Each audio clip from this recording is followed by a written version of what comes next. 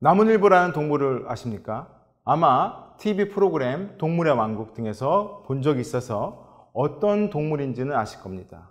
실제 나무늘보를 보려면 과천동물원이나 에버랜드에 가야 멀리서나마 볼 수 있을 겁니다. 하지만 나무늘보가 움직이는 모습을 보려면 3대가 덕을 쌓아야 한다는 말이 있을 정도로 보기 어렵습니다. 나무늘보라는 이름 자체가 나무 플러스 느림보의 합성어인 만큼 하루 대부분의 시간을 잠으로 보냅니다. 그런데 어떻게 이렇게 느리고 대부분의 시간을 잠으로 보내는 동물인 나무늘보가 치열하고 살벌한 야생에서 멸종하지 않고 살아남았을까요? 궁금하지 않으십니까? 나무늘보의 생존 전략을 보면 영업하는 사람들에게 큰 가르침을 줍니다. 나무늘보에게는 3가지의 생존 전략이 있습니다. 첫째는 근육량이 덩치에 비해 극도로 작아서 대사량이 적다는 겁니다. 다시 말하면 느리기 때문에 조금 먹어도 되고 조금 먹기에 더욱더 느려진 거죠. 실제로 나무늘보가 대부분의 시간을 잡으로 보내는 이유도 느림을 통해 대사량을 더욱더 줄여 먹을 것을 찾는 횟수를 줄이고자 하는 행동이랍니다. 두 번째, 나무늘보는 거의 움직이지 않는다고 합니다. 배변을 할 때 외에는 나무에서 안 내려오는데 나무늘보는 일주일에 한 번 배변 활동을 한다고 합니다. 그러니 포식자나 천적의 눈에 띌 기회가 거의 없는 거죠. 마지막 3번째, 나무늘보는 살이 거의 없다고 합니다. 대부분의 몸이 가죽과 뼈로 되어 있는 거죠. 이를 다른 말로 바꾸면 맛이 없다는 겁니다. 나무늘보도 포식자를 만나면 발톱을 세우고 싸운다고 합니다. 그러나 포식자 입장에서 극도로 허기진 상태가 아니라면 굳이 맛이 없는 것을 먹기 위해서 위험을 감수할 필요는 없다는 거죠.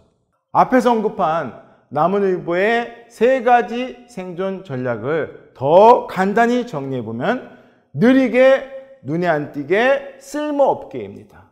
오늘날 영업의 세계에서는 빠르게, 두드러지게, 경쟁력 있게 살아야 한다고 강조하고 있습니다.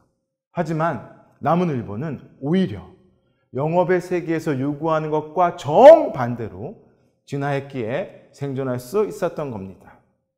저 역시 오랜 세월 영업 관리자로 일하며 능력 있는 세일즈맨을 양성하기 위해서 나무늘보의 전략을 사용하곤 했습니다. 나무늘보의 전략 첫 번째, 느리게. 세일즈맨이 빠른 성과를 내기를 바라기보다는 자신의 일에 확신을 가질 수 있도록 긴 시간을 교육에 투자하였습니다. 고객을 만나러 가기 전에 교육을 하고 고객을 만나는 중에도 필요하면 화장실에 가서 몰래 전화하라고 가르쳤습니다. 고객을 만난 후에는 반드시 사무실에 들어와서 활동을 복귀하도록 하였습니다. 시간은 걸리지만 제대로 된 활동이 되도록 충분히 기다렸습니다. 첫 계약이 이루어지기까지 무려 3개월이 걸린 세일즈맨도 있었는데 그 세일즈맨의 첫 계약서를 받았을 때의 감동을 지금도 잊을 수 없습니다. 나무늘보의 전략 두 번째, 눈에 안 띄게.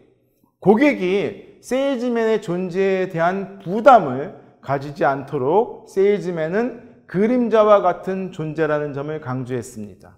그림자는 늘 우리 곁에 있지만 그림자의 존재를 부담스러워하거나 의식하지는 않죠. 고객이 세일즈맨에게 만남의 시간을 통상적으로 1번에서 3번 정도 제공합니다. 보통 그 사이에 계약 체결이 이루어지지 않으면 세일즈맨은 고객을 포기하곤 합니다. 하지만 어떤 고객은 상품에 대한 필요성을 세일즈맨이 포기한 이후에 발견하기도 합니다.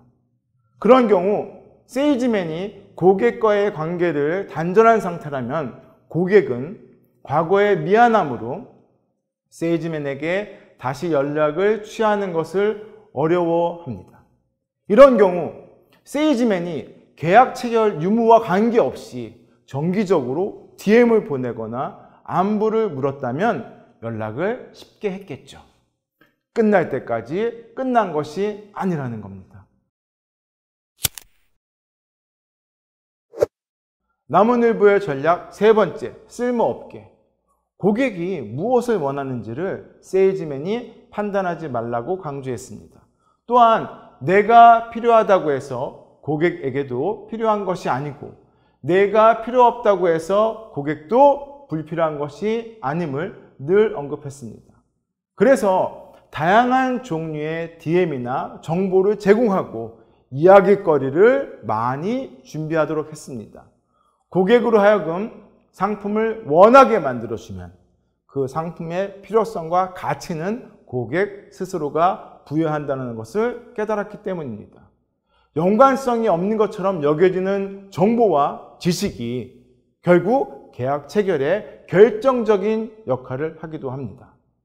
누군가에게 받은 좋은 글귀를 보냈는데 갑자기 그 글귀에서 감동을 받거나 힘을 얻어서 세일즈맨을 다시 찾는 경우도 적지 않습니다.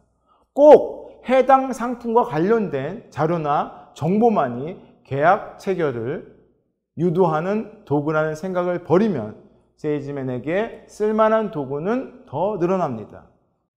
무용지용이란 말이 있습니다. 당장은 쓸모없이 보이는 것도 나중에 쓰일 때가 있다는 뜻입니다. 또 대기만성이란 말도 있습니다. 큰 그릇은 늦게 만들어진다는 뜻입니다. 이 두 개의 사자성어를 영업의 세계에 종사하는 사람은 가슴에 새겨야 합니다.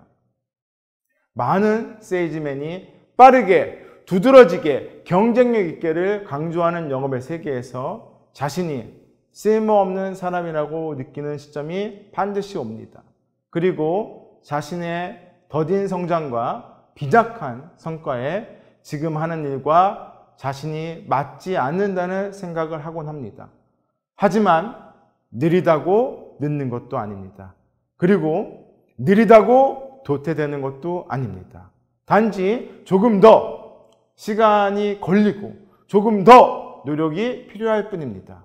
시간과 노력이라는 마중물을 더 넣는다면 원하는 만큼의 결과를 만들어낼 수 있는 사람이 자신이라는 것을 잊지 말고 힘이 들 때, 좌절이 찾아올 때, 포기하고 싶을 때 나무늘보를 떠올려 보시기 바랍니다.